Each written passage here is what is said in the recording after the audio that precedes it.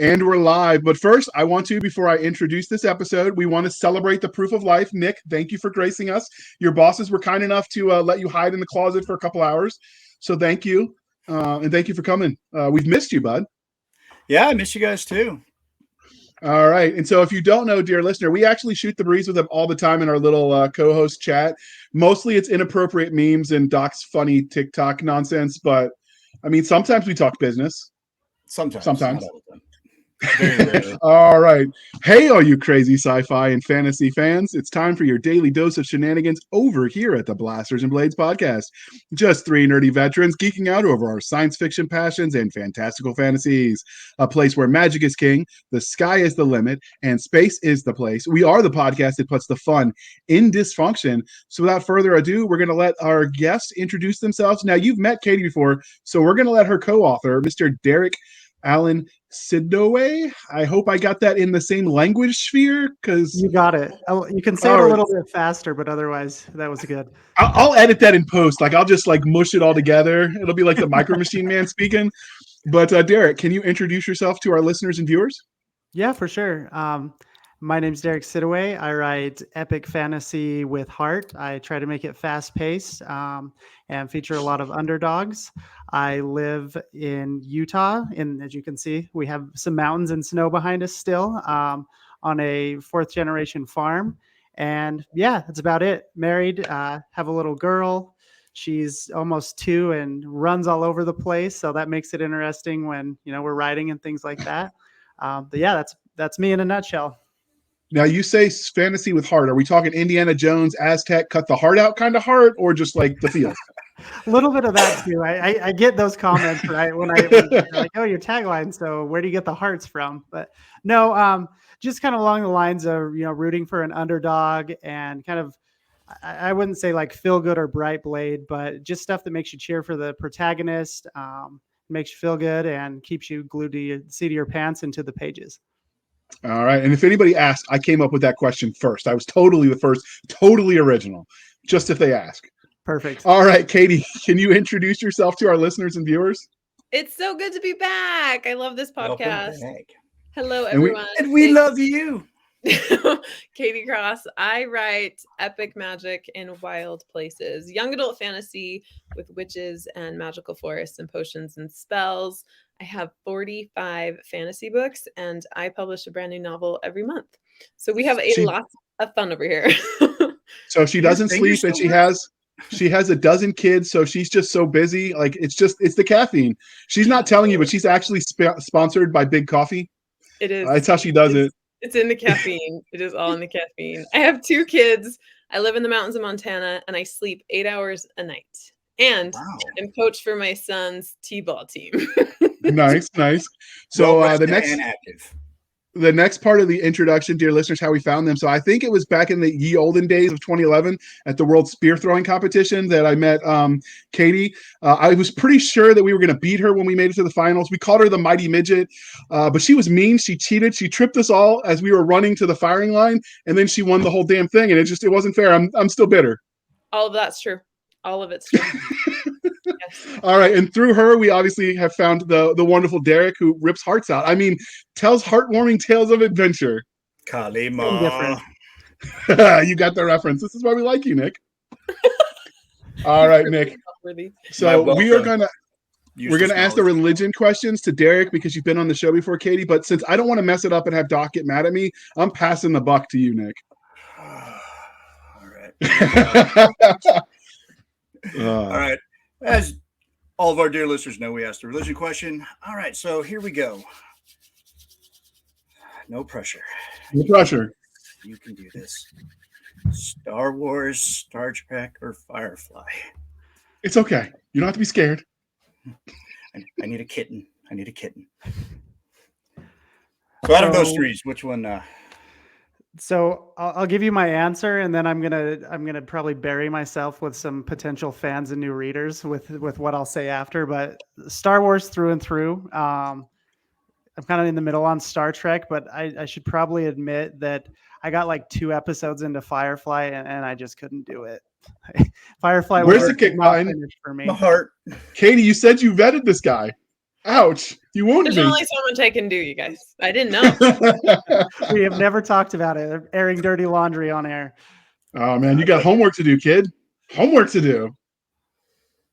I may just try to watch get Serenity. back, but Or watch Serenity. That would be acceptable. You get the vibe. Yeah, they'll catch you up. They'll never take the sky from me. I aim to misbehave.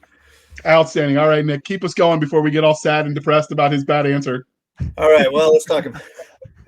All right, the second set of our religion question, because we're polytheistic: Game of Thrones, The Wheel of Time, or Conan the Barbarian? I'm gonna have to go with Game of Thrones. I have not read Wheel of Time. I'm kind of picky when gigantic books. It's harder to get through when you're also writing and you have children. I made it about an episode into Wheel of Time and bounced on it too, but I don't want to judge the books based on the show. And yeah, I'm impartial to Conan, but so I'd go with Game of Thrones on that one. All right. Okay. The show is okay, but people that are uber fans of the books tell me they bear no resemblance on each other. Although I will admit it was a slow start. But I was sick and had nowhere to go but the couch, so I had time when I watched it. I've gotten into a few shows that way. That's how I started Supernatural, and now I'm in like season 6, and I'm like, what will those wacky two do now? And I have to just keep watching. It's like a drug. So we here at the Blasters and Blades love both the fantastical and the scientific. But Derek, what was your first love, sci-fi or fantasy? I'm trying to go back that far. I'm not that old, but it's pretty close mix. Two that popped into my head. Disney's Sword in the Stone really early on. Okay. I grew up on a pretty steady diet of that, triple combination VHS Star Wars. So the remastered one, I have to tell people that because my wife, when she found out, luckily she was already married to me, but when she found out that my, first experience with Star Wars was the remastered ones that they did back in, 2000 or 99 or whenever, she was a little disappointed. I still believe that Han shot first, but I did not grow up knowing that. So I want you to know, dear listeners, if you're concerned, I promise they went to marriage counseling. He righted himself. It's okay. He's not single. It's all safe. Nick, calm down. That was a bumpy road, but we got past it. Nick is like the preeminent Star Wars fanatic. fan. So we just got to get him in his happy place. I'll show you my living room in the group chat. It's like Lucasfilm threw up in there. Yeah, and he does a little bit of cosplay, just a little bit. So what was your first memory of engaging in speculative fiction? Was it the Sword in the Stone then? Yeah, I remember, just really just swords in general, right? When your little swords or sticks or whatever you can get a hold of, absolutely just swing around at, other people or trees or whatever you can. Yeah, they still do that, boys. Yeah, but we still do that. Oh, yeah. Mine still do. And they're 14 and 16. You'd think they'd grow out of it, but maybe when they're 40. Probably not, but maybe. No. I'm 45. If I see a really cool looking stick on the ground, that is now a sword. Absolutely. I was going to say I'm 41 and it's still true, but maybe by 50, maybe. I don't know. You'll just be using it as a cane, but it will still be a sword. Hey, did you know they make swords in canes now? Right. Yeah. I saw that on Amazon. I was like, how did I not have this in my life? I don't need it, but now I want it. Yeah. You might need it. Yeah. Nick, I think he just called me old. Dude, after leg day, I think I need a wheelchair. So, all right, Nick, let's get back on track.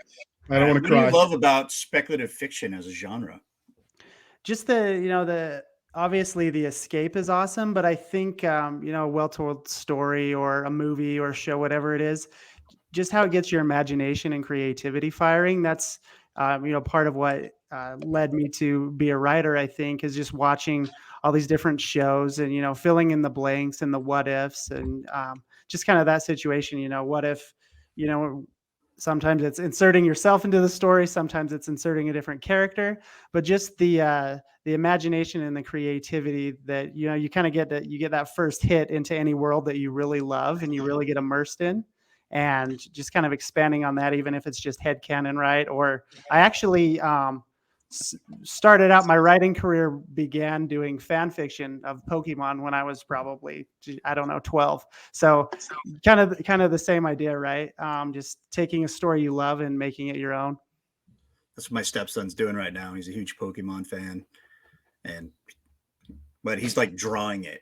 So like it's the script's in his head, but he's out drawing it. I'm like, all right, tell me the story, and then there's so many new Pokemon I couldn't keep count. You can't keep track anymore, yeah. No. So you mentioned, you put yourself in the story. So like if you saw a really good show that you liked or read a really good book, would you keep the story going after the novel ended or the movie ended in your head, like inserting yourself into that world? Is that what you mean? Yeah, I think, obviously not now in my writing career. I really don't think that I could point to any of my characters and say, oh yeah, that's me, right? You have pieces of yourselves in all of your characters, but when starting out teenager, preteen, I think that's how, me, but I think a lot of writers, that's really your first kind of, I guess you call it your gateway drug, right? It's just taking that story. I mean, like, well, I wanted this to happen, or I wanted it to continue and it didn't, and just kind of playing along those lines and thinking of those stories. And then that usually leads to, a first draft of your first story, whenever that is being a really poor imitation of something. And then, by the time you publish stuff, hopefully it's a little more unique than that. But that was definitely my entry. And I think that's entry for a lot of writers. So this didn't come up when we did your previous interviews because it was sort of something we threw in off of what he said. But was that true for you, Katie? Putting yourself in the stories you liked? Yeah, I think that's how it started for me too. Is just the stories I liked, I would in my head become like the main character and then experience it. And I think all these different stories and plot lines up. I did a lot of Lord of the Rings fan fiction, where I'd like become an elf and I would like write about Legolas and something like that. I mean, I was like, I don't know, like 6th grade, something. But how much do we have to pay to read that? No one will read that. You can't read that to prisoners. It's torture. Yeah. So, and I even did like fan fiction about like boy bands that I liked and that kind of like NSYNC. I did NSYNC fan fiction. Wow. That's a blast from the past. I still have copies of that one. Like you're like the inspiration for Turning Red, I feel like, if you've seen that movie. Yeah. I haven't seen that movie yet. You'll have to watch it now. I will. But I think fan fiction is it's easier because you don't have to create the world, right? And you already have like this whole thing structured that's fantastical. So you get to just like be imaginative and it's just less to do and decisions to make when you're so young. And I see that happen a lot. I have people writing fan fiction in my world that are like, I don't want to be a professional writer. I just love living in your world and I want to picture myself there a different way. That's cool. All right, Nick, before we let her tell any more embarrassing stories about stuff, why don't you ask the next question? It's not embarrassing. NSYNC, really? Yeah. You claim that still? I stand by NSYNC. They were way better than Backstreet Boys. Wow. And Doc finally joined us. We were just talking about her love of NSYNC, but we're going to get back to the interview and pretend like that didn't happen. Nick, Levin, save her. All right, throwing out the lifeline. Here we go. Good luck. Wait, what happened to Nick's face? I sneezed really hard and lost the beard. True story. Yeah. Wow, there goes your man card. Ooh. Okay. Shots fired. All right, we'll talk about that. I don't lose hair off my face when I sneeze. Just say, Nick, we're on question 11. Let's throw them a lifeline and let Cisca do whatever she's gonna do. All right. My Lord. Welcome back, Cisca. Many authors let their own real-life experiences influence the stories that they tell.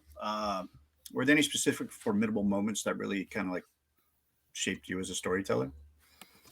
I think maybe this doesn't exactly enter the question, but my first series, Tudavar Saga, I kind of build as medieval fantasy, but set in like a North American geography, right? So you think traditional fantasy, it's England, right? It's England with a bad makeup job on top of it, right? Sometimes.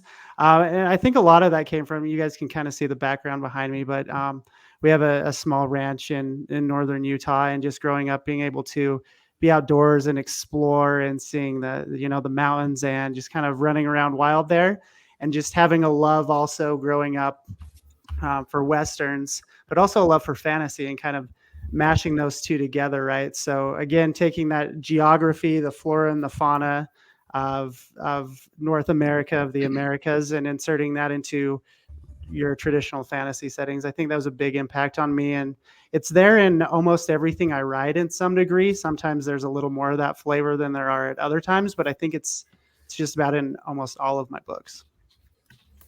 Awesome. Okay. So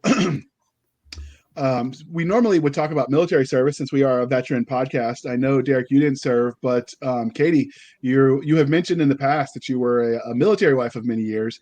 I know that it greatly affected your writing journey, and if they want to hear all about that, we'll link to episode where she was first interviewed. But do you feel like your time as a dependa affects the way you tell stories even now? Oh, Don't call yeah, her I a think so. dependa. It's not a derogatory term. It totally Until it is. derogatory. Wait, really? No one gave me that memo. Dude, we have shared memes about this. Shush, I'm trying to pretend I'm innocent, okay? Because the joke fell flat, all right? Just let me walk out of this hole I dug. No, this is where we save the joke. We just I dogpile don't you. think you get to walk out of holes that you make when Cisca's here. I mean, Yeah. I know it's a career goal of yours, JR, but I would love to be a dependent. It was not all it's cracked up to be. I'll say that. Because the military just infects your life, as you said. It just infects, right? I think, yeah, absolutely. From plot lines to the way I see the world, being a military spouse, especially because my husband was in SF through the Army, that changed a lot of how I structured and set things up, and even had characters relate to each other. Okay. And if, because I was infantry, we don't call those holes, we call them fighting positions because it sounds better. Yeah. Just Fall gonna back, put man. that on. Yeah, that's right. So do you ever draw on people you knew from your experiences in and around the Army? Yeah, definitely. Especially if I'm doing like I write young adult fantasy, but there's a lot of action and adventure in it. So if I have like big battles, or I did a book about a sword maker, that kind of stuff, I tend to pull from the personalities that I knew or still know today, like from our time in the Army. Because there's such a clash of personalities that comes into the Army. You just have like this, I mean, any military branch, right? You have this like huge range, and it keeps things really fresh and interesting because you have this huge range of personalities that have to live in intense situations and deal with each other under duress. And it keeps it really interesting. I like how you say under duress with that. That's a very apt thing. So I know your husband isn't in the military anymore, but he occasionally still tilts at windmills. So does that continue to affect the way you tell stories? I think so, just because the Army created him in a certain way, and right.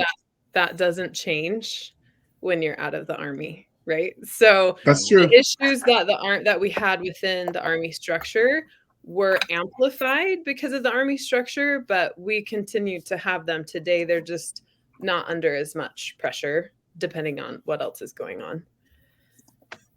Okay. And we've talked about how your time as a military dependent affects the way you create content, but what about how you engage with it as a consumer, a reader, a viewer? Do you think when you watch shows, you watch them differently now because of that experience, or read books? Yeah, definitely. Oh, yes. So romance is like the worst, right?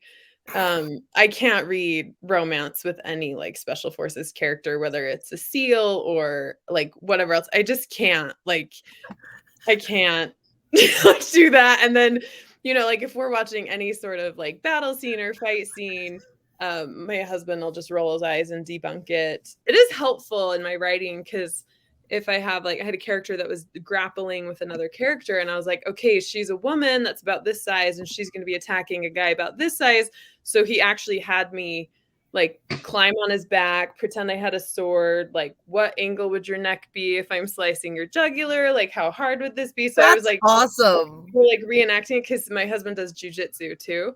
And he did, he won the combatives tournament and all that kind of stuff. So he's really great at that stuff because the Army set him up that way. And so, I'll have him do that, or like we'll be watching a fight and he'll like roll his eyes and debunk it, or that kind of stuff. Just you don't ever escape that, right? Like So you'll get. learn what the army teaches you. I call it the Barbie test if the body doesn't move in the ways like the little action figures do. Because sometimes I read scenes in all kinds of genres, and I'm like, did they just lose track of where the bodies were? Because I'm pretty sure even contortionists couldn't do that. Let me explain something about why I was giggling about romance. Is I remember my time in the service and watching soldiers flirt is kind of like watching high school or junior high males flirt. It's about the same maturity level. Yes. Hey Doc, what's your MOS? Even as like adults, 68 right? whiskey, bitch. We'd be like at these team like parties, like the team would get together for a Christmas party, and then all of them would get drunk, and they're all like typically type A alpha males, which romance totally glorifies, and they're frankly assholes. And then they're like all drunk. So like one of them was dressing up as Santa, and he was like sloshed. So there was like a 7-year-old gonna sit on his lap, and he is gone, like 3 sheets to the wind, like awful crap, right? Like it's just like nope. And they're so awkward, and they're so highly skilled. They're so highly skilled, and then they get to this point where they're like, "Hey, sleep with me. I bet you won't do it." Is a pickup line. They're like 13. What's wrong with that? That's a good one. Right. I mean, you miss 100% of the shots you don't take, Doc. Michael I'm just Jordan saying. said that. You know what? I never missed any of my shots. Yeah, you're a woman. That's that's not Katie, the flex you think it is. Yeah, so Katie, this you talked about wanting to get things right in the details. So the first book I ever wrote, I had to write a combat scene that involved a sword, and so I wrote the scene, sent it to the publisher, and he's like, "Hey, JR, I don't think that body works the way you think it does. You need to do a little bit of research on that and fix that one scene." So I called my aunt, who's an ER nurse, because nurses know things about the body, and we're talking about what would happen if you realistically decapitated a head. And suddenly, everyone at the Starbucks is sort of scooting away from me, and the cops were called. It was a whole thing. And the funny thing was, the cop, when he showed up, he's like, if you're not on at least one government watch list as an author, you're not doing it right. It's like, my wife writes. I'm like, oh, really? Anything I've read? And he turned red, so I'm pretty sure she writes smut. He's like, well, maybe. Yeah. He sort of left after that, so I'm like, okay. But yeah, so I can appreciate, you having to get those details right. It's important, though, and readers notice. They do. All right, Doc, since you are here, you get to ask them both this time the fandom questions. Are you ready for that? I am ready for that. So, what is sorry, my brain. Take two. Action. So, have you had any fun characters from any of your books be cosplayed? Have you seen any or done any cosplays of your own characters? I'll go first. For it, Katie. Cisca coughed because she has seen that I've done this. I've cosplayed my character Bianca several times. That's been really fun. I got the wig. We did it at Dragon Con. It's a lot of fun. I've had other people cosplay my characters. Bianca's one of my main characters. She was cosplayed. Her like librarian-esque best friend Lita was cosplayed at a con I went to in January at MarsCon. And then Bianca's grandfather Martin was cosplayed at a con that people came to. That was really fun. I haven't dressed up as anyone but Bianca yet because she's sort of the easiest to cosplay for, but I have a couple others of my characters in mind that I'm excited about. How about you? My answer is no and no. It's not a very good one. You really should cosplay yourself so that way you can like clarify that as a yes. Right. Like, oh, I totally cosplayed Bob from that book. So what was it like the first time somebody asked you to sign a book, autograph a book? Oh man. I guess a little surreal, right? I think you kind of battle that imposter syndrome when you do that. Like, this is awesome, I'm going to do it. But at the same time, you're like, why does this person want me to sign this book? And you don't want to like ruin it for them because, they think it's cool and it's awesome. Shout out to my grandma, right? But just kidding. I honestly don't remember who it was, but so sorry, whoever you were. They say you never forget your first, but I guess in this case, maybe it's a little different. But yeah, I think it's just a mix of like, you're like, well, I've kind of taken that first step, and at the same time, you kind of have that imposter syndrome. Like, okay, I guess, but definitely, it's definitely one of those steps I think you take as an author where you're like, okay, I wrote this book and it's in my hands and someone wants me to autograph it, which is pretty cool. Okay. I think for me, the first time it happened, I was super excited, but I was mostly like, I got to make sure this is like really fun for them. Like they had brought a book all the way to a con where I had a table, and they're like, I saw online that you're coming, and I got your email. So she like pulled all of these books out of her bag and had them ready for me to sign. And so I was like, how can I make this super special for her? So I made sure like I wrote notes, and then we took a picture, and I talked to her about it, and invited her into like some of my groups where my other fans meet and stuff. And later I was like, it's so fun when they bring books. Like it's so fun that they have them existing and they're so excited to meet you that they'll go through kind of the discomfort of lugging books around to meet you, especially at a con with like a big no, really cool. That's some serious dedication. I think that's wonderful. So this is my next question, and I am really curious. Have you had any fun or crazy, weird fan interactions you'd be willing to share with us? I had one that just happened at Fantasy. I was a special guest at Fantasy in Durham, and I had a reader find out I was coming, and I was the special guest. So she bought a ticket from Wisconsin, and she flew down. She'd never traveled by herself before, but she really wanted to come and meet me in person. So she flew down. She carried on 26 pounds of books. Oh my God. She had bought like, I think almost all of my paperbacks. And she showed up and was like, I'm here. And I was like, oh my gosh, cool. Like, it's so good to meet you in person. I gave her a big hug. And then I found out the full extent of it because she hadn't told me everything. She like bought an extra suitcase to like bring all the books. She brought all of them. I have a picture. There's this huge stack that I just sat there and signed. And then she's like, I'm here the whole time. And I was like, well, do you like love cons? And she's like, no, I've never been to one. And I was like, do you like North Carolina? And she's like, I don't know. I've never been here. I've never traveled by myself. And I was like, why are you here? Why are you here? And she was like, to meet you. I came for you. Aww. And I was like, oh my gosh. So then that whole time I was like, we got to make this super special. So I ended up like being like, well, come help behind the table because I had so many panels I was running to. And my assistant Samantha had taken time off work to work the con for me. And she had to like have bathroom breaks. And so Karen is my fan's name. She came to all of my panels, and then she would like tell me, she would like take videos and share them for me. And then she would help Samantha. And then I had to go get dressed up as Bianca and go to this kind of like raunchy panel. And I didn't realize, but my dress like tied up in the back.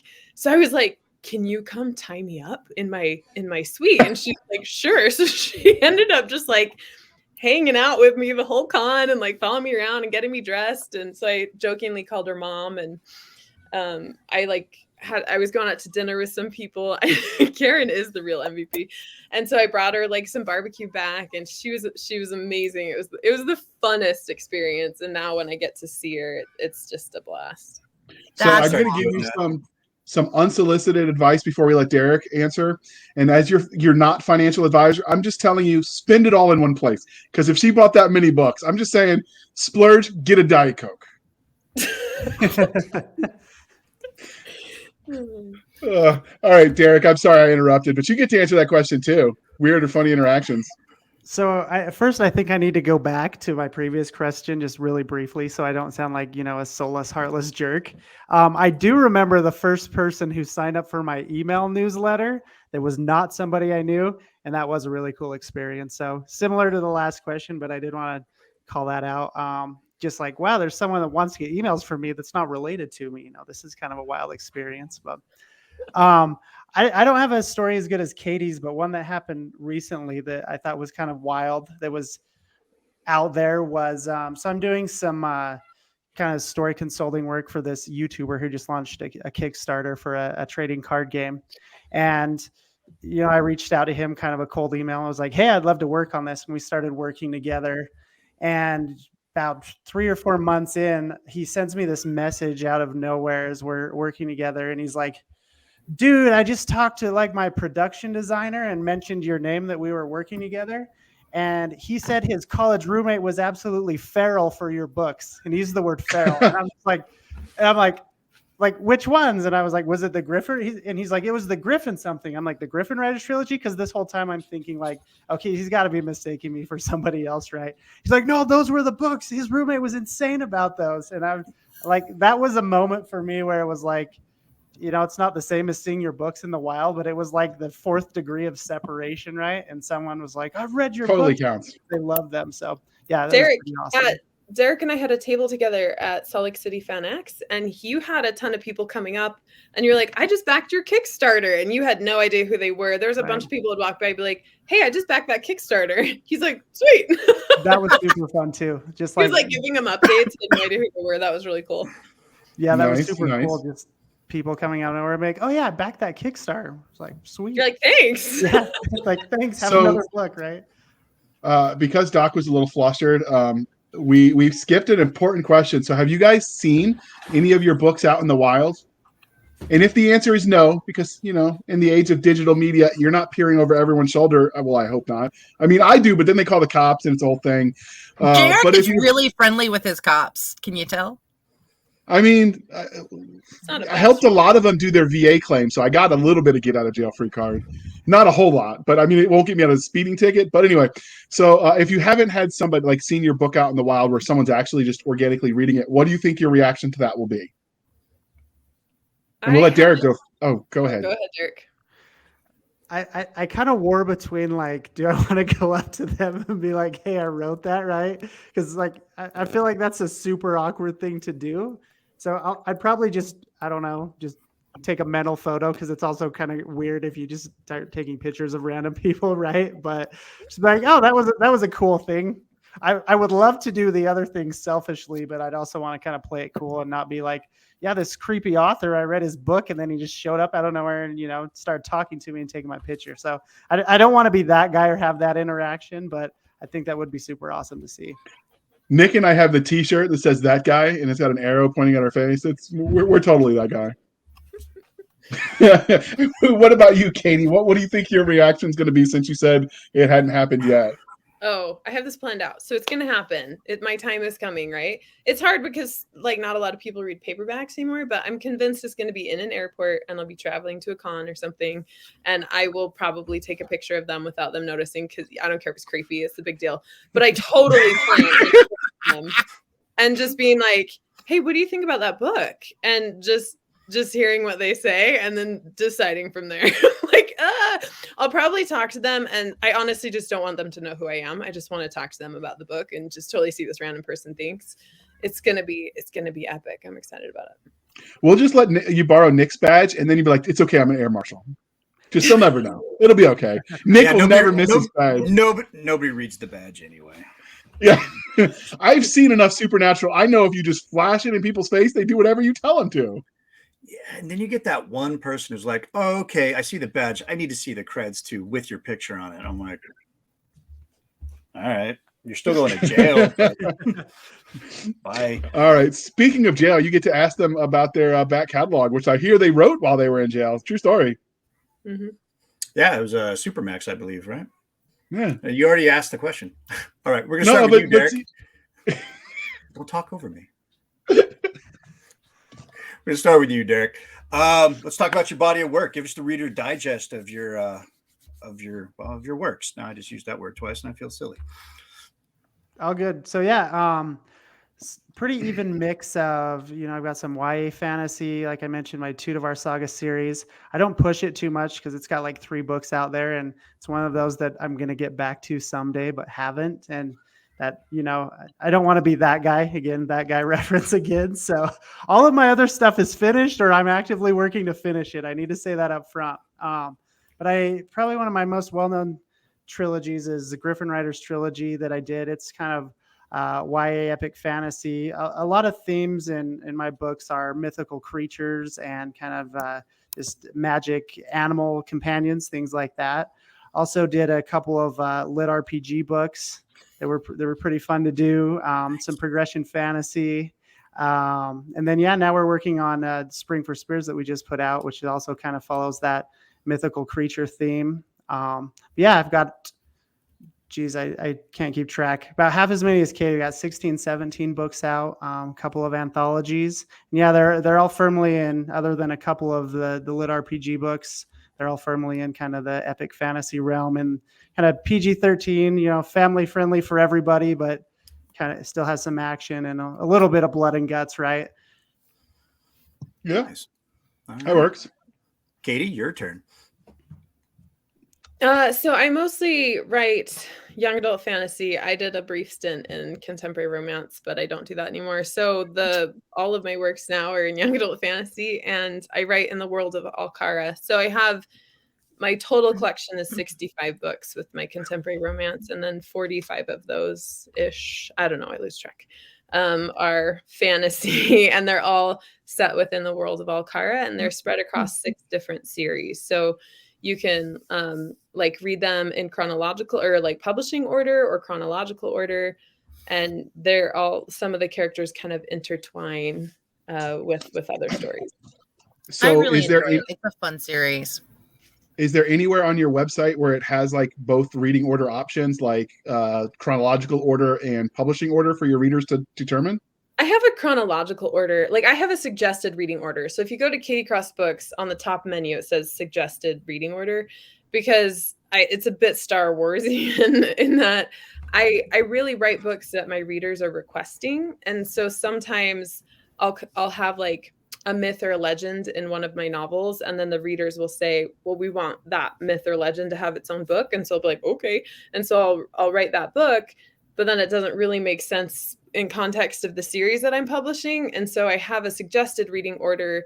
So it'll be maximum enjoyment. You can just start at the top and read your way down. And that's that's the best way to read in the world of Alcara. Okay. And so I will have to correct the record. You cannot say it's Star Warsian if you listen to your readers and your consumers, because Star Wars doesn't do that. No, that's how you always know if they're a really big Star Wars fan. They're the ones crying when they leave the movie theater. Yeah. But so one of the things I like that you do is you're sort of training an audience that Amazon isn't the only place you can buy books. I know Doc is huge about diversifying markets. It's sort of her shtick if you listen to even one episode of the podcast, and you sell a lot of yours on your website, which I think is kind of cool. So yeah. I 75% of my revenue comes from my website. I think that's insane. Awesome. And I love the fact that it's not Barnes & Noble. Not Amazon. Not Amazon. I love Barnes & Noble. So Derek and I are going to ask you the sincere and heartfelt question, but do you mind taking a decade off writing so we can catch up? No. She's heartless. Here. Get all faster. Right. Get faster, apparently. So this is the part where I would normally tell you we're going to shamelessly shill for the man, but we're shilling for the woman today. So we're going to play that commercial interlude. Hey there, this is author Katie Cross. I'm coming at you with an offer for a best-selling fantasy audiobook titled Flame, and it's totally for free. Here's a little bit more about it. Dragon servants Sana and Isadora Spence live deep in Leadham Wood, where persnickety dragons and wars on the borders are the least of their worries. Thanks to years of simmering tension, the hidden village is destined to crack, and soon. Sana's deep love for the giant beast causes her to make an irreversible mistake, while Isadora's disinterest in the dragons leads her to a fateful decision that will change the course of the entire world. Can the sisters prevent everything they know from falling apart? Or do they allow it to break and pave the way for new growth? Join the beloved sister witches in Flame, the first book in the Dragon Master trilogy. Just go to www.katiecrossbooks.com/flame-audiobook to get your free copy today. Yeah, I agree. In the side chat, Derek is lamenting at Katie's being so multi-talented. She could also be an audiobook narrator. I have said the same thing when I listened. It's just not fair. She's so good at all the things. That's why we asked her to take that decade off. That she's just like, no. Narrating is so fun. That was a surprisingly fun venture. Yeah, you got to have the right chops for it, and I just don't. I wish, but I don't. JR would forget what he was doing halfway through and think he's ordering a pizza. And anyone who's heard me try to do the voices, Anyone who's heard me try to do voices is just like, yeah, JR, don't quit your day job. I actually did jokingly, we did a voice read on something for a commercial before we pre-recorded them. And that was the number one letter that we got. I got 27 letters telling me to just keep writing that week to the podcast email. They like Nick though, so it's a win. Apparently. They like Nick? Are you sure? Well, they like his voices. Yeah. Oh, his voices are pretty funny. Kind of like his faces right now. Be nice, be nice. So thank you for thank you for sticking with us through that commercial interlude. See, this is why we do this part live, because the mistakes are part of what makes it fun. We had color, adventure, ambiance. See, I know the big words, Doc. But thank you for sticking with us through that commercial interlude. Did you interlude. look them up and put them on flashcards next to your monitor? Absolutely. How'd you know? Wait, are you spying on me? Your mom. Of everyone, it's you she would spy on. But got jokes today. Let's dive right in. So this is for both of you from here on out, because this is about the book that brought us here. So what was the creation of this universe? How did this happen? Like, we're here to talk about A Spring for Spears, which is a tongue twister, which I dig. Like, where did the premise for this universe come from? Were you like breathing too much low oxygen air on the top of that mountain, Derek? Were you just running on caffeine, Katie? Like, what's the story of this universe? Old pizza. Old pizza will do it. All of the above combined together. Caffeine, little air, old pizza. No, gosh, I'm trying to think back. I would say the original premise. So a little bit of backstory. Katie and I met when she was putting out a book called Flame, which all of you may have just barely heard about, right? And that was when I was releasing the first book in my Griffin Writers trilogy. So I reached out to her and said, hey, you're writing about dragons and people riding dragons, and I'm writing about griffins and people riding griffins. Maybe we could, do a little swap between our readers. So we read each other's books, and our writing styles were similar, I think, and kind of in the same vein. And we ended up doing a little cross promotion when we had both of those launches. And then the premise for Spring for Spears in this series kind of goes back to one of the influences was Game of Thrones. When George R.R. Martin's like the original premise for Game of Thrones was these kids finding these dire wolves, right, in the snow. And I don't know how he got the premise out of that, because that's like literally has nothing else to do hardly with the rest of the story, at least in my opinion. So I was kind of like, well, it'd be cool to have a story where people ride around on giant wolves, and giant wolves are actually a thing and part of the plot. And Princess Mononoke, right? Awesome movie. Have seen that one. That's a good one. You can't ride around on wolves without talking about it. And the mask, right? You got to have the mask too. Yeah. For sure. No, actually, when I announced to my readers, I inadvertently shared it was like a random Princess Mononoke fan art pic of this like wolf riding girl. People are like, I'm like, yeah, this is a hint about what I'm writing next. And they saw that and they're like, so you're doing like some anime inspired book? I'm like, well, no, maybe a little more literal in the picture than that. But anyway, long story short, I reached out to Katie and said, hey, we write books that are kind of alike. What do you think about co-authoring this book together? And she said yes. And we've kind of made it our own from there. A lot of back and forth on the world. And I'll let her talk about kind of the planning we did and some things like that. But just kind of happened. Yeah, I mean, this was kind of years in the making. I feel like it was very much, we kind of had like an online email relationship where we were kind of sharing each other's stuff back and forth. And we might have met on a Zoom call once or something, but I don't think Derek appreciates what a big deal it is that I said, yeah, sure, I'll co-write with you, because I get approached a lot. And I just always say no, because I'm usually so focused on my books. But Derek was super patient in that I was like, if I'm going to do this with you, like we have to do it in a very specific, strategic way. JR was teasing me about, I'm extremely intentional with my writing and my career.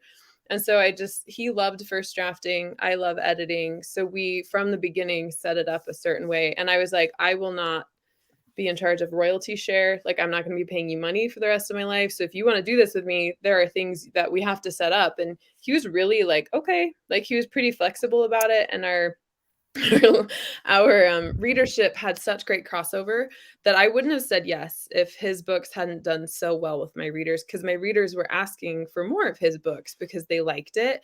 So without that, I would never have said yes to, because I've never said yes to anyone else, and I've had a lot of people ask. I've seen people very politely asking you, very politely be like, haha, no. So It's so let almost me like ask, yeah, it's like watching that woman who's really used to guys asking her out on a date and being like, I'm sorry, I'm married. And you do it with such beautiful grace Oh, good. that like they're like, did I just get told no? I know Yes, what you- just happened here. Yes, you did. Now go along. so is this since you gave us a little bit of the origin story and your universes had some similarities, is this in either one of your universes or is it a new thing? Well, That's a great story. Oh, I feel so bad about this. no, this is kind of a funny story. So I pitched it as, okay, it's actually set in the world of my Tudavar books, and so you have to understand, we started talking about this book in 2019, pre-COVID, maybe 18, and like it's a like we say in the testament to how much we love this story. I think that we published it because we started this in 2019 and we published it a week ago today. So Yeah, basically 4 years later. But no, so we had talked early on, and I had mentioned I actually reached out to her first, said, do you want to co-author a book in my Griffin Writers world? I think we'd already talked about how our writing styles are similar and our fans kind of like each other's books. And she was like, no, I'm not really interested in playing in someone else's world. And I said, somehow I pitched her on writing in this other world. And 2 years later, we were having a conversation one day, and Katie's like, oh, wait, this is in one of your existing worlds? And, we kind of had that moment where I thought we talked about that, right? And we're both really good about, it's definitely a relationship to co-write with someone. And we never, anytime we've had like things that we've been concerned about, we both just kind of worked it out, right? But that was a moment where we're like, we're not sure how we got here, but we should probably do something about this. So we ended up doing a pretty extensive rewrite about 6 months ago, and I ended up taking it out of that world and we put it in our own world that's kind of shared. And that's kind of our sandbox between the two of us, without any background or baggage or other books in the world to kind of make what we want of it. So that's been a fun experience too, even if it did require a pretty big rewrite when the book was done. Derek is being very gracious. So what happened was, I didn't realize, so I knew it wasn't in Tudavar, but I didn't realize it had tie to some of his other books as we had finalized it, right? So he did the first draft, I did the second, I deleted like 30,000 words, and he was like, gone. And I'm going to need a moment. That just hurts me, and I didn't even write them. Was like and it's still like 75,000 words, right? So to me, I was like, this just ain't gonna fly for my readers, because the pacing needed help. So I was like, please don't take this personal and don't kill me. But I deleted 30,000. He was like, ouch. He like took in stride. But then when I found that out, I just said, that can't work for our contract, because that's just too messy. And I have producers that I work with in LA constantly, and I had just told them when we were doing one of our quarterly updates with some other projects that they have with me, I said, hey, I'm launching. He's like, well, what else do you have coming out? Anyway, and I was like, well, I have this Wolf Song Saga. The first book's coming out. This is the premise. He's like, shoot me manuscript. I want to see it. And so I said to Derek, I was like, that's when I found out, like, I can't give this the juice that I have if it's in your world, because that is so ugly with contracts and rights and negotiations. And then like, I can't bring the full power that I have to this. And he's like, well, we're going to have to just do new world. So I said, so we talked about it and we decided, let's just make this world its own thing. And then whenever we want to write books together, we just set it in this world, and that's all it ever is. And there's a 50-50. So I think it's actually Derek owns most of the rights, because I also said, I like, freedom is my main value. So I'm like, I don't want to be tied to paying someone royalties the rest of my life. So he's the publisher, but we own equal rights for the copyright. So Derek had to then rewrite like the book. Like you can't just like find and replace names, right? Like he had to go back through in an additional draft and like rename everything and make decisions on names and like do all that stuff. So it was a lot of work for him, but in the end, it was very beneficial for the long-term health of the world and the readers. Because I said, this is going to be too confusing for our readers, and I want this to be really easy and a different sort of escape for them. So how do we set our readers up for success? And that's what we ended up doing. So it was, maybe to recap all the things this poor book survived, right? It was like the redheaded stepchild for a little while. So I pitched the idea to Katie in, like I said, 2019. And she was like, cool, let's do it. And I wrote the outline in pretty much a first draft, and we had all these meetings to go over the We'd story. wake up at 5 in the morning Right. and do an hour on Zoom at 5 in the morning before either of us had to like go take care of kids or work to write. So we did the outline together, the 3-act structure. And then I kind of had this unique situation where I got the rights back to a series that I'd basically just outlined for another publishing company, and they had a writer write it, and they ended up closing down their fantasy arm, and they just said, hey, do you want the rights for this? They're free. We'll sign them over to you. And so I had 2 finished books there, and I told Katie, hey, it's going to take me like a month, but I have one other co-author that I do books with. I said, we're going to do a quick treatment on these other 2 books and get them out, and then I'll be right back into it.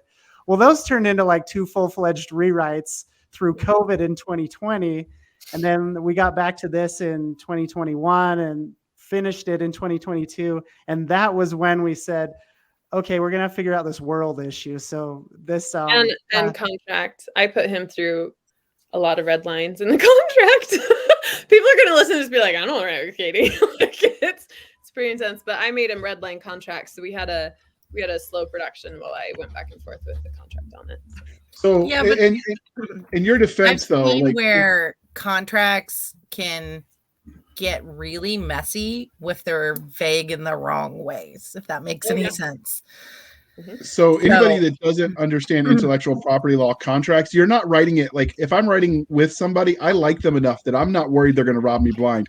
You're writing it because at some point in time you might get abducted by aliens and your offspring are going to inherit your worlds, and they might want to do something with it. So the contract is to protect the follow-on people, because if you don't trust them enough that it's an issue with them, you probably just shouldn't do business with them. Yep. For sure. So that's not too bad. And if it makes you feel any better, your poor book, the infantry taught Nick and I one thing, and it's the abuse makes us stronger. That's true. Hit me harder, Daddy. Drill sergeant. Exactly. All right. So we don't want you to feel left out, Doc, but we're on question 24, and that's you. I know we're on question 24. Thank you. I can count. Oh, are you sure? So we've talked a bit, but what is the age range really for this series? I would say the readers that I have reading it right now most of my readers are 50 and above. Like, I write YA fantasy, but most of my readers are over 50. So that's the people that are buying right now. But this is definitely something that like teenage kids could really get into, and it would be safe. So both of us have a pretty clean brand. I mean, there's action, adventure, and battles and that kind of stuff, but we don't use like swear words from our current world because those are fantasy worlds, and we don't really have sex and that kind of stuff. So there's no Laurel K. Hamilton moments. No. I love her books, but still, they're not the ones I'm going to hand a teenager. Yes. And that's just not ever the theme that we write to anyway, right? Like it's really more overcoming underdog connection. Like I write dragons, right? So it's about that like human beast connection, and we're doing that with Astrid and giant wolves. So I think anyone over 10 could honestly read these, depending on your reader. I have a really advanced 7-year-old that is reading books above his age, and by the time he's 10, he'll easily be devouring mine. So just depending on the age, but most people reading the book are probably over 40 or 50. So let's talk about this cover, because this is a very different cover for you, and I love it, but it is such a neat cover. So who picked the cover artist? We went back into the cover was kind of an extension of the story, right? We were originally going to work with Katie's designer. Then I can't even remember. I think her queue was full, or she wanted to step back from doing covers, but whatever reason, The cover designer, her name's Virginia McLean. She's also an author, so just give her a quick shout out.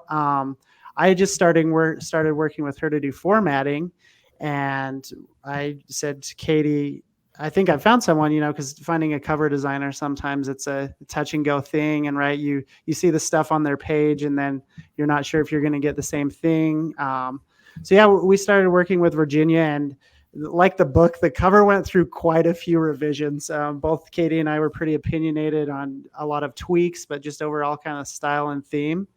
And yeah, Katie, do you want to talk a little bit about how we got to where we got with this cover?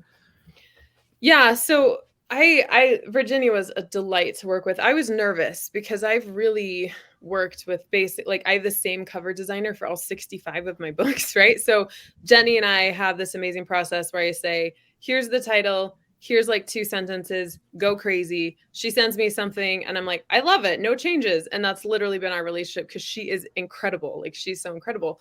So I was nervous doing this because, like, what do normal people do? I don't know, because Jenny and I have such a close relationship. But Virginia, she really just, I was really frank with her. I was like, I'm really tied into my current designer. We're not able to use her because I'm already like giving her so much work. I just can't ask this of her, right? And I thought it would be better to brand away from Alcara, which is my fantasy world, and have a different feel for this one, because I felt for the reader it would be a reader could look at this and still feel like it's a Katie Cross book, because epic magic and wild places are what I write in, but it still has a different feel and it's very drawing. So I wanted the reader experience to be preserved that way, so they still felt that trust when they saw the book, and knew that it was like I was a part of it, but it didn't feel like Alcara, because I don't feel that would represent it very well for the reader. So Virginia supplied us with a bunch of different like silhouettes. I can't remember the whole process, to be honest, but really I think a lot of our tweaks came in with the title banner. So those on the podcast that can't see, our cover has like a grayish white background, and then it's a silhouette of a young like girl, well, it's like a woman, like young woman really, standing with a spear and a shield and a big wolf next to her, and the silhouette is like it's colored mountains in the distance. But because of the background and the way we wanted the silhouette to stand out, the title, A Spring for Spear, sort of blends in. And so we were trying to figure out really the text layout and the font, and that we kind of went back and forth on a little bit. But once we landed, like once we were able to kind of put a vignette on it, if you look at it, there's a little bit of like a shadow around it. So it highlights the girl and her spear, but also it's a pretty white book cover. So it would have faded into Amazon. Like you would just see the silhouette on Amazon. I was like, that's going to get lost. We have to figure this out. So it was a bigger process than I'm used to, but I think Virginia totally proved herself over and over, and I've heard nothing but amazing things. I was even running ads to my audience to have them choose which they liked better, and this was the one that everyone chose, hands down. It has that trad pub vibe that you see with fantasy novels, but it also doesn't suck, and I don't hate it. So I would say you nailed it. Well, JR, you're the only one we're trying to please, so I'm so happy to hear this. Yeah, absolutely. The colorblind guy in the back, that's the one everybody's like, we want him to like our covers. I mean, it is, I guess that makes it very ADA friendly. Yeah. Wait, Doc, that wasn't nice. That took me a second. Yeah, dude. That's why I was laughing. It's okay. Really, they're not laughing at me, dude. Derek, they're not laughing at me. They're laughing with me. That's what I tell myself, okay? It helps. No. JR, we're laughing with the voices in your head. We're all laughing at you, but we are laughing with the voices in your head. Speaking of the voices in my head, this is going to be a horrible segue, but for either one of you, what do you think the 30-second elevator pitch for this novel would be? Oh, that's fair. All right. I don't know if I have a 30-second version, but kind of the 10-second version maybe would be, coming of age story set in a epic fantasy world, and you've got warriors who ride giant wolves into battle. That's basically it, right? And there's a lot of magic and intrigue, and we've really only scratched the surface in this first book of what's going on in the world and how magic works and everything. But basically comes down to, kind of badass warriors riding giant wolves into battle and doing awesome things. Yeah. So how big are these wolves for comparison? Like someone trying to visualize a standard human, which is probably 5'8"-ish.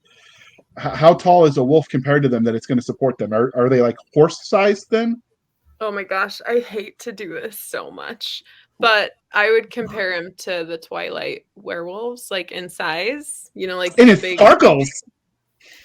So I would suggest you compare them to Princess Mononoke because those Okay. are pretty big wolves, and to be honest, they're probably about the same size. But then you don't. Or the other one is the Russian caucus dogs, which are Deal with like glitter. bred. The Russian caucus dogs were bred to hunt down bears, so they are huge. Rumor has it Cujo was inspired by those. Yeah, so the problem with our cover is we were like, well, we need the wolf to be a lot bigger. So we're really looking at wolves that are probably more like Astrid's shoulder. Like they ride them like horses, right? So these are, because when we were developing the story, I was like, Derek, what do these giant wolves eat? I mean, it's like a bison that's a carnivore, right? Because they're just so big. I was like, how do we create a world that has enough food where they live to support, like, how many wolves are there? Like, that was something that we had to really narrow down. Like, how many wolves are there? How often do they eat? I mean, they're these giant, huge wolves. And then in the cover, we debated, like, in the cover, It's a puppy. Comes to her hip, but that actually works for the story because of what happens with Astrid. So yeah, it's in a roundabout way to answer that question. They're pretty big. I mean, at least shoulder height and enough that you have enough ballast that you can ride them like a horse, like you would a horse. And Okay. it's kind of set in this, I don't want to say like post Ice Age world, but as far as like geography and wildlife, there's a lot of big things for these big wolves to eat, right? I think Woolly we have mammoth? Katie might have cut this because she cut 30,000 words. So there's a fair chance she cut this, but I actually have no idea if it's in there or not. But we kind of had this tongue-in-cheek line where one of the guys, or I think it might be Astrid, the protagonist, says something about everything being bigger in the north. I think that might have been cut, but it's kind of true for the animals, and we'll leave it there.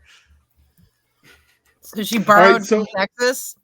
So I was going to make an inappropriate joke, but their audience is family friendly. So Nick, you're going to ask question 27 instead. Is there an inappropriate joke at question 27? Oh, No, that's why No, you're going to move that's on and why save he me gave from it to myself. All right. Well, tell us about what makes your series special. Do you want to go? I think it's the connection that the Astrid has with her wolf, right? And there's some unexpected twists and turns that happens with Astrid and her wolf as they find each other. People who love that, fantasy readers who love that like dragon connection with their writer, like Anne McCaffrey and even Aragon, like when you get those people, we're providing that with an animal that you just don't see it with as much, like this giant wolf, right? And it's embedded into the culture of her tribe. She lives in the Darkdales and they're nomads. And it's really like a coming of age event for her to bond with her Amarak wolf. And of course, it doesn't happen the way it's supposed to. So it's a story that, because the world is so fresh, because I made, oh yeah, it's Wolfmoors. Darkdales was before the revision. This Cats is how and bad it Darkdales. is. The Wolfmoors. They live in the Wolfmoors. And I can honestly say, having worked on it, not as much as Derek, there was just never anything like it that I've ever read. And I think so much of it is really the Amarak wolves and the way that it comes in, plus the time period that it's sort of like Derek was saying, it's sort of set like post Ice Age-ish. And so it's pretty survivalist in that world, right? It's them against the elements, and sometimes the animals are those elements, and it's really fascinating. So if you could, would you live in this world, since you said it's very dog eat dog world? If I could be Astrid in a second, yeah. For sure. But I live in the mountains in Montana, so I don't know. Like, probably not a lot of people would want to live there. You just need one of those Russian bear dog things we were talking about. Yes, I'll take that. If I have an Amarak wolf, I'll be fine. Cocaine bear. Enough plot armor, you can survive anything. That's true. That's very true. All right, Only Nick, get us JR back had on any track. armor that worked. No, the army took it back when I got out, but it had bullet holes in it, so I don't know. All right, I'm Nick. going to DX that. That's what Which supplies tropes- for. They do the work. Yeah, they do the heavy lifting. All right.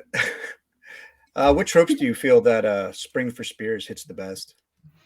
I think we kind of talked about that already, but just that connection, the dragon rider trope, or connection between a mythical creature and a person.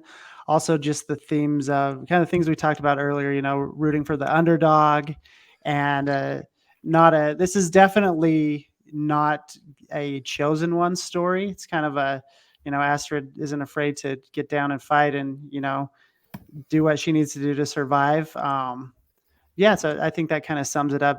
A lot of those, a really mythical wild world with that mythical creature companion connection, and just kind of exploring again. Like I said, we really scraped just the tip of the iceberg and what's going on in this world and everything in this first book. And there's a lot of mystery and adventure. Was that iceberg, the tip of the iceberg reference, callback to the Ice Age? No, it works. So yeah, let's go with it. Happy accident. All right. Happy accident. All right there, Bob Ross. All right, Doc, the next question is yours before we start talking about painting. I know you're not allowed to talk about painting. You're colorblind for a reason. And my mom hated me, gave me bad genes. But anyway, ask question 30. Anyways, can you tell us a little bit about Astrid, our main character? Yeah, so Astrid is a girl that, is she 18 or no, she's almost there. 19. Yeah, 17, Yeah. 18. She's somewhere in between. It's changed. That's why it's a moving target. That's why I'm read the book, right? I know, I need to. No, I meant everyone else, but what I love you about too, Astrid though.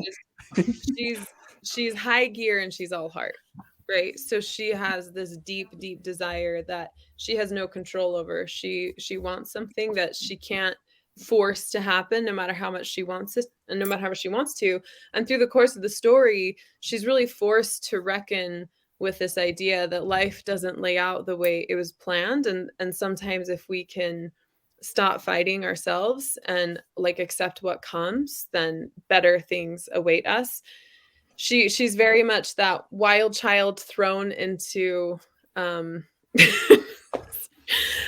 she's very much that wild child thrown into more refinement, where she lives out in the wolf moors. She's trying to bond with a wolf, and she has to go to this place where people eat with forks and all this other stuff, and she has to learn a different way of life, and it really challenges her. And her story, her coming of age, her learning to let go and accept is really phenomenal. I think anyone at any stage of life can really lean into the emotions that Astrid has as she goes through all these adventures that she didn't ask for.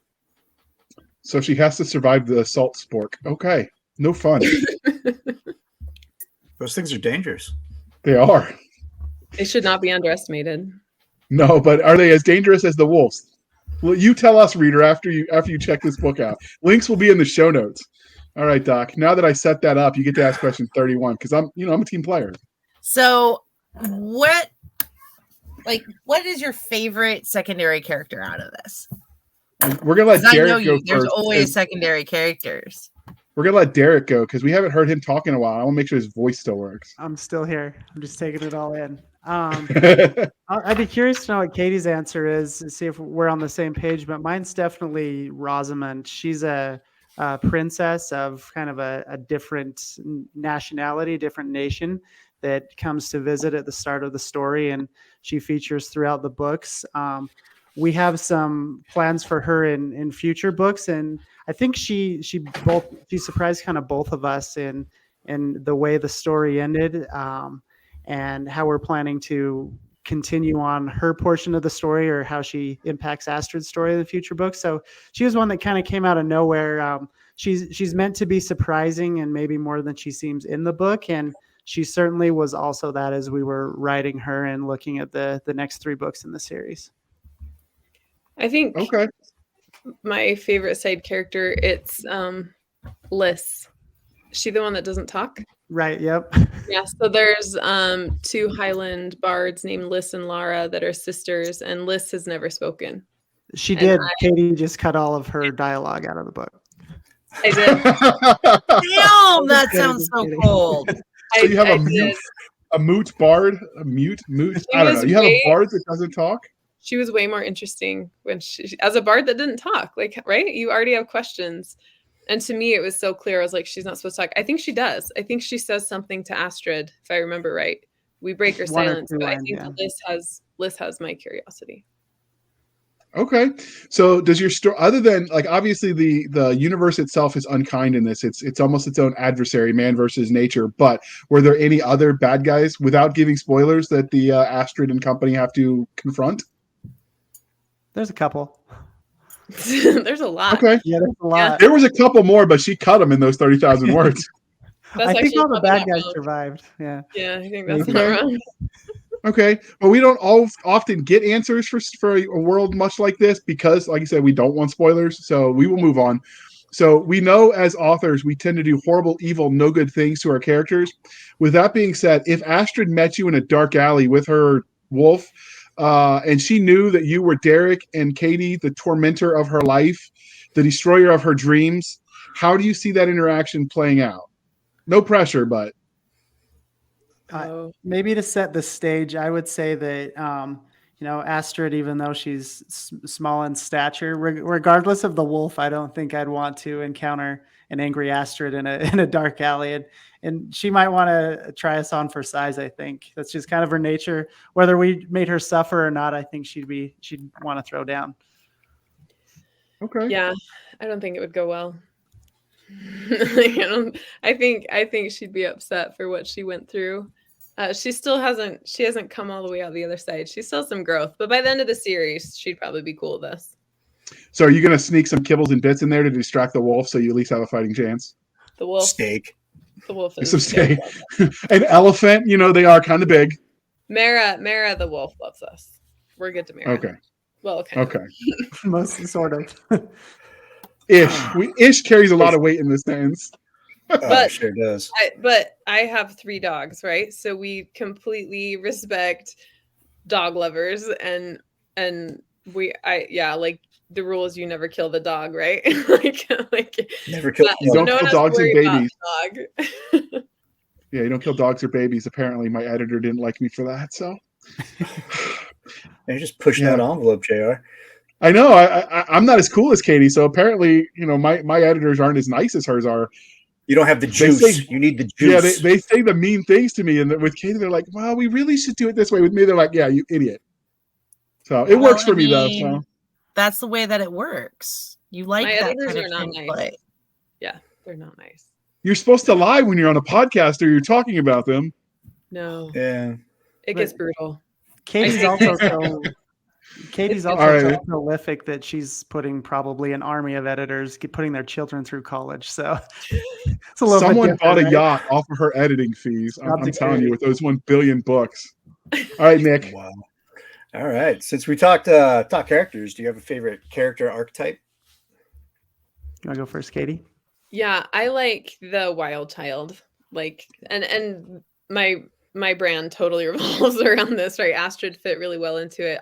This was intentional. We created Astrid this way because my readers love it so much, where you have, it's like the feral woman, kind of the wild child, the woman that's really kind of connected to nature and the outdoors and is unconventional in the way she kind of shows up in the world, usually with like strength and not your typical ladylike presentation. I have characters that I love that are the opposite of that, but I think the archetype that I gravitate to and my readers search for the most, so I tend to try to satisfy that, is the wild woman archetype, I guess is what they call it. Your books have that very much well-behaved women rarely make history vibe going on to them. Very much. Yes. What do you think about that appeals to you so much specifically that's a reoccurring theme for you? Oh, well, like the truth of it, right? Because Katie behaves so well is why. I think I and my readers are really drawn to this idea of doing things differently is the superpower, right? Okay. So leaning into like yourself, your own power, the way you present in the world, the sincerity of it is, and owning that is something that I've always been drawn to, this idea of being who I am and not what expectations are outside of me. And I think that wild woman archetype really embodies that. And you see it a lot in my writing because so many of my readers want that. And I think, because I've read your books, and I think one of the things that sets that apart is so many people, when they try to write strong women, they basically write dudes with lady body parts, and you don't. And I can see when you write combat scenes that like even a petite woman could make that work, because speed is has its own value in a fight, as Nick could tell you on hand to hand. So that's why I was asking, because it's just, you don't see, it's not in vogue anymore to write it that way, to pretend there's a difference, and to honor that instead. Right. And even like, I think something the wild woman archetype really has for her is cleverness, right? Yeah. Instead of my women just being like female dudes, a lot of women are just really clever. We think about problems differently. We attack them differently through our minds, and we can be physically strong as well, right? So I love bringing that archetype into a fantasy world where there aren't cultural norms that we have to take over. I can put them into a different world and flush it out, and it's really fun. And if you want to hear her go more on that topic, there's a writing strong female characters is a fireside chat. I will link to that in the show notes.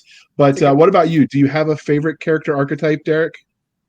Yeah, I think I mentioned it before, but mine would be kind of the underdog, right? And there's a few different ways you write that. You know, we have Astrid, who's kind of a ball of fire, and like Katie said, kind of a wild child. And then some of my other books feature kind of the reluctant hero that's also the underdog, right? Or just the character that's out of their element but manages to rise above the occasion. And you know, whether that's answer the call or just discover stuff within themselves that they didn't know was there. Okay, so is that that almost sounds like you're writing the everyman as your like your style? Yeah, I think in a lot of ways, for sure. He's very astute. Okay. I can think sometimes. I use my words. No, that's a good observation, though. This is where my actual English almost degree comes into play. So, an English degree? Yeah, I was a triple major before I deployed: English, history, and poli-sci with an emphasis on pre-law. And then my advisor says that's not brave, that's not great, that's a failure to commit. And so when I got back from my first combat deployment, I had to narrow it down to one, and I picked history because dead people don't argue with you. I can't talk smack. I have an art degrey, so that's valuable too. But back to both of you. All right, Miss Chemistry. But Nick, we're on question 36 before she makes us cry. Oh, God. I don't have tear ducts anymore because of her. Finally, what can you tell us about the universe? I mean, we talked about it a little bit. In miniseries, the worlds where the story is told is as much as a character as the protagonist or the antagonist. So give us a little hint of what we can expect from this expansive world you've created post Ice Age. Derek, I think you should take this one. You know it the best. I've been doing some world building for book 2, so this is fresh, right? Yeah. I think it's kind of a mixture of a few things, right? We have this definitely an untamed and savage portion of the world, and then you also have with Rosamund and her nationality and culture, kind of a tame the frontier mentality, right? And it's not necessarily saying that one's better than the other. That's just kind of this clash of ideals that's going on. And then a couple other nationalities that are represented, like Katie mentioned, the bards and lists. And there's just a lot of different viewpoints there. A lot of rich mythology, again, that we're just kind of scratching the surface on. We have giants, right? There's like giants and some mountains. So with your giants, did you lean into, because in North America there's some legends about some giants in the Pacific Northwest and in the desert area a little bit farther south of that? So was that because you said you let Derek, you said you let your regional history and lore affect you? Was that part of it? Did you incorporate that in? We haven't got to them too much yet, but that's definitely just the sense of kind of explorers coming into a new place and hearing stories about the past and things that have happened. One of our characters mentioned something about how, things that are remembered kind of turn into, they go from history to legend to lore, and then they're kind of forgotten. So there's definitely those elements in there, even if the giants kind of just had a one-off line in this first book. Readers are funny about that. Sometimes what you think is a one-off line that was just a transition from scene A to scene B becomes something that the readers really, really like. And you're like, wait, I wrote that? What? So sometimes you just never know. And with Katie's tendency to actually listen to her audience, who knows? Maybe the Giants will get their own story someday. That's We'll be writing exactly giant books. how my novels happen. They're like, you wrote this one line about this one person. Like, sure, we'll turn it into a book.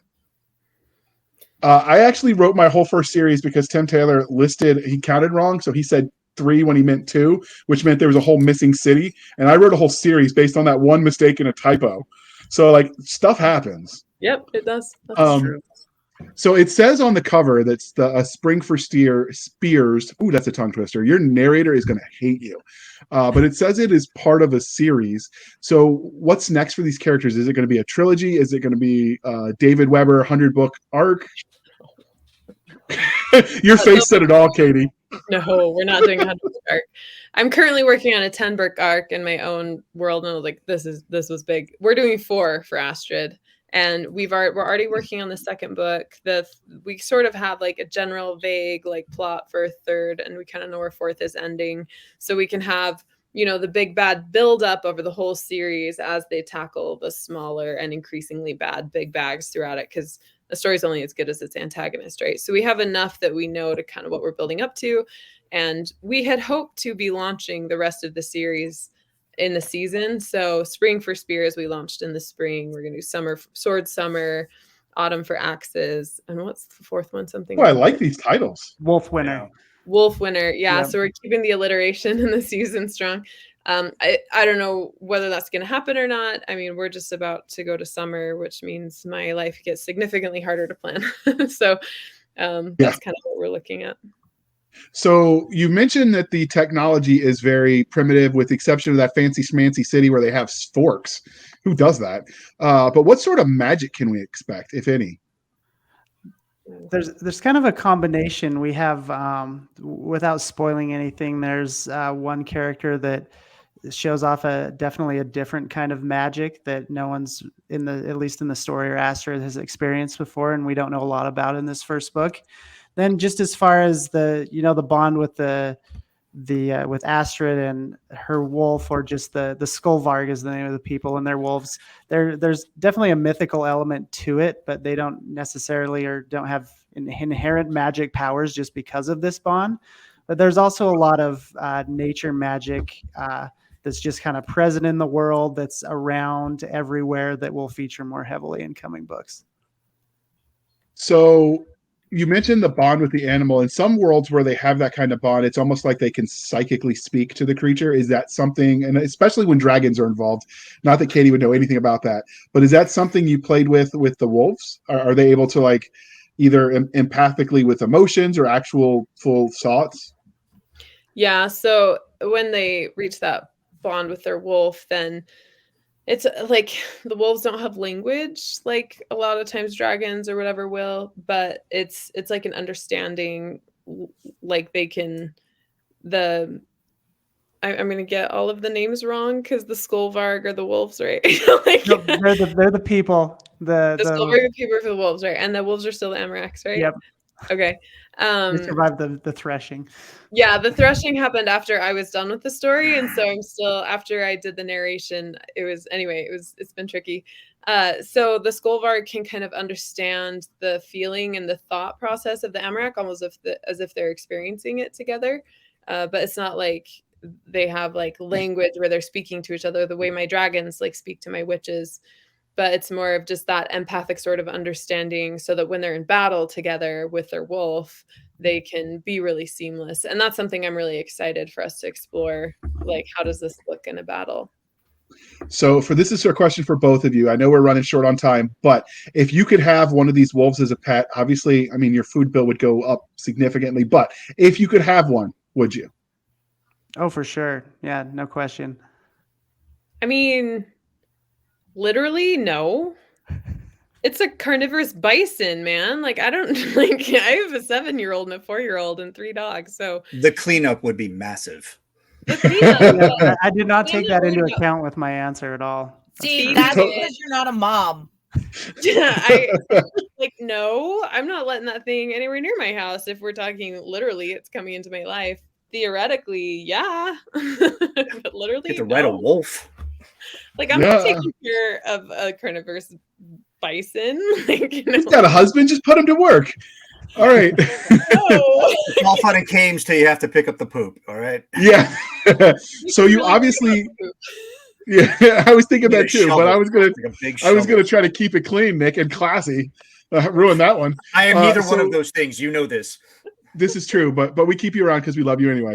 So you obviously have sort of creatures in this that are not of Earth. So when you go about, both of you, creating these, magical creatures, these fantastical creatures, do you let your nightmares inspire you? Do you use Mother Nature? Do you pull from myth, lore, and legend? Do you make it up completely? Like, what is your guys' creative process when you made the creatures that inhabit this world? I think it's kind of all of the above, right? We have there's one scene earlier in the book that features a definitely a different kind of creature that has some nightmare fuel associated with it, and they'll feature in future books. It's cool to have an apex predator and everything, but you've got to have something that threatens a wolf that's the size of a bison. So there's kind of all of the above. Different mythologies. Some video games went into some of my thoughts for some of our other creatures, and a little bit of everything. I think that's one of. Go ahead.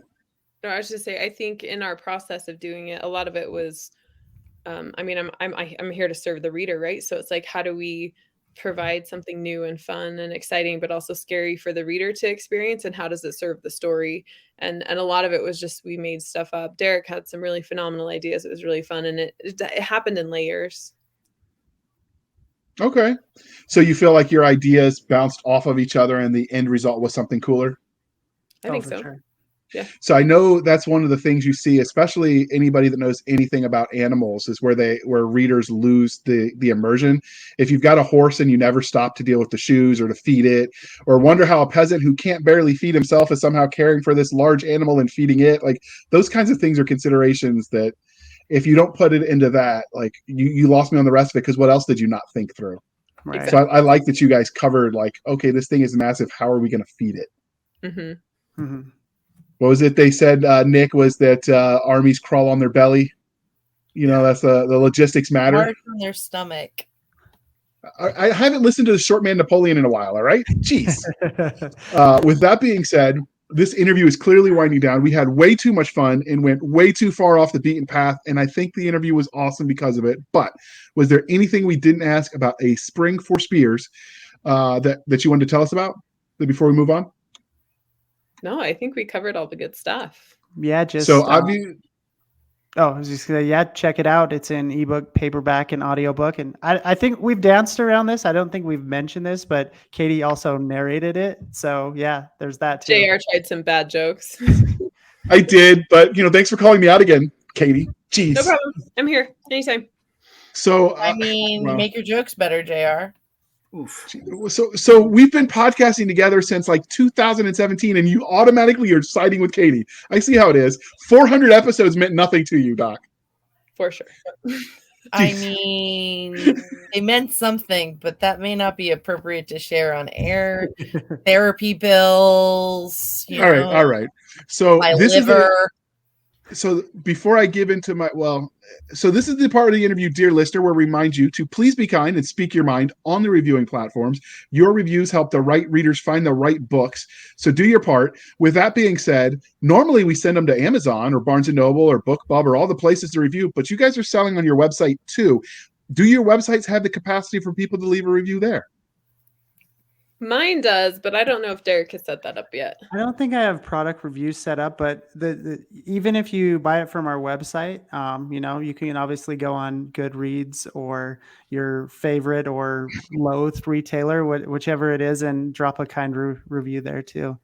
I'll shoot Derek how to set it up. It's super easy. Out freaking standing. So the reviews really do help people. We had a whole podcast about it in season 2. Yeah, it was last year.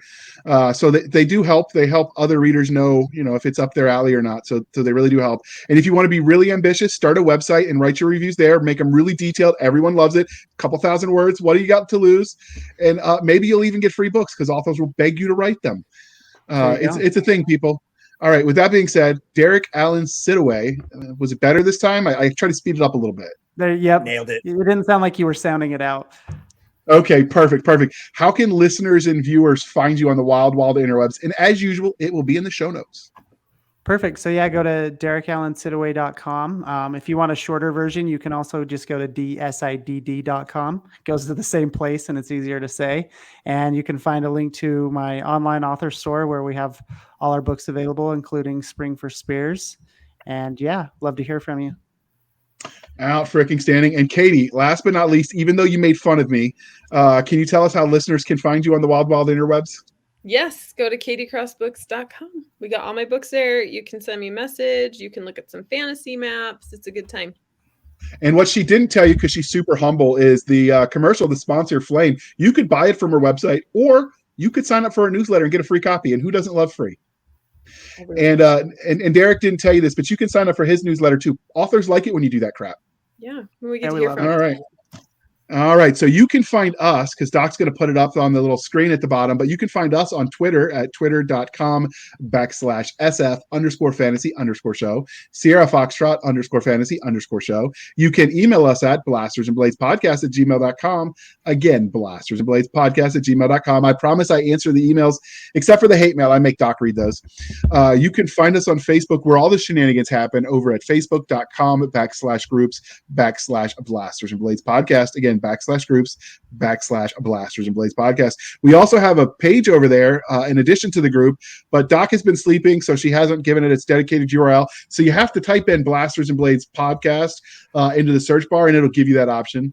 We have a website where all the cool things happen over at anchor.fm/blasters and blades. Again, anchor.fm/blasters and blades. Where as little as 99 cents a month, you can help keep the lights on. These podcasts aren't free, people.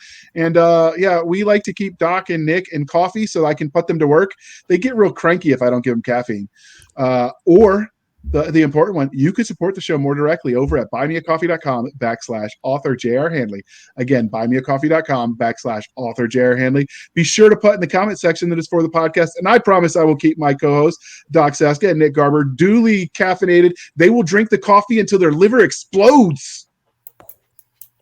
Doc, you're supposed to say your part now. Never surrender, never quit. She passed it on to me. I get both her questions and her lines today. I feel special. And the Academy. Oh, freaking standing. Sorry, I'm just tired. You get an excuse. You ran late. Thank you for spending some of your precious time with us. For J.R. Handley and Doc, I'm Nick Garber, and we'll be back next week with this at the same time, where we'll indulge our love of the nerd culture, cheesy jokes, and all things that go boom. Before I hit the go button, can we just get a little round of applause for Nick? That was amazing. You did it on the fly. Well done. Take a bow. What I do. You earned that Ranger tab today, sir. Yeah.